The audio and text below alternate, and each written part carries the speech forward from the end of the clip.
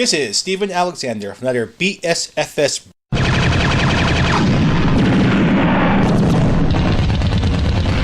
book review! Holy beep! The BSFS has many writers who specialize in space opera and military science fiction.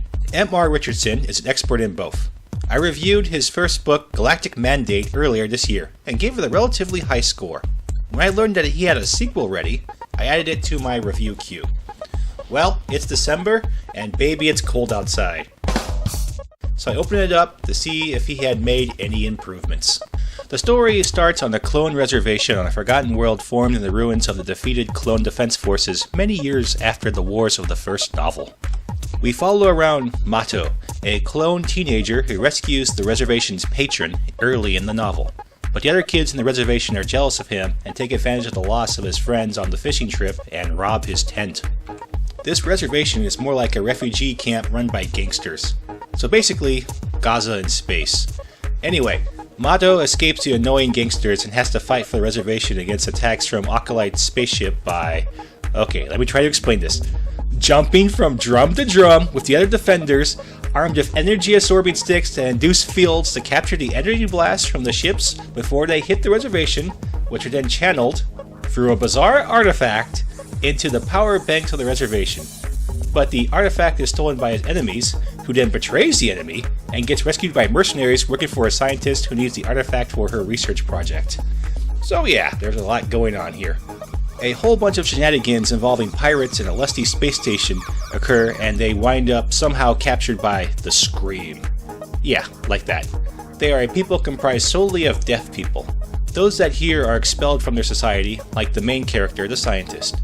Captured by the Scream, she must hold out until Jay and Mato can rescue her and stop the Scream's plan to bring forth whatever dangerous alien race the artifacts are meant to act as a beacon for. We also get to see Mantis in his new role as husband to Dark Cleo.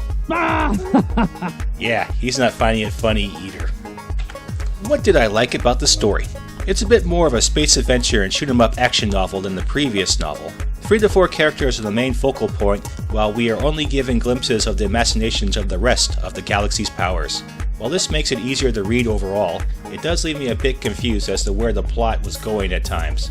But the action scenes made me think of shows like Dark Matter and Killjoys, which had a mixture of banter with their battle sequences, which made the book a bit more personal, and I think that was what the author was going for this time. Mato the clone makes for a pretty good point of view character, especially the way his clone heritage shapes his beliefs and his desire to be a mercenary or soldier of some sort. His desire to help clones become a good, motivating factor in an otherwise dark galaxy of clashing ideologues and virulent, evil empires. What didn't I like about the story? Godrath is no longer a main factor in the story, though his existence remains a thorn in the side of the GSL. This makes reading the story a bit of a switch from the previous novel, in which we got to see the war from many sides. It's less distracting as we see the situation from the perspective of those that aren't causing the war, but it makes for a less interesting novel. Because it's been months since I've read the first novel, I don't recognize the minor characters or why they are important since they weren't all that interesting in the first place. Yeah, they're angry, tough, and sociopathic, but there are a lot of characters like this in this story. It's only towards the end of each novel do we realize what the motivations are for their actions, when they make sense anyway. So I think readers will be less lost in this novel, but they have fewer characters to root for. Also, there were a lot of errors that I chalk up to cheap editing or someone hitting fix all on the spell check without going back to check whether the right words were spelled correctly. I encountered this frequently with Grammarly, which is why I only use it sparingly. But the word choice used by the author at times threw me out of the story because I think he originally used other words instead.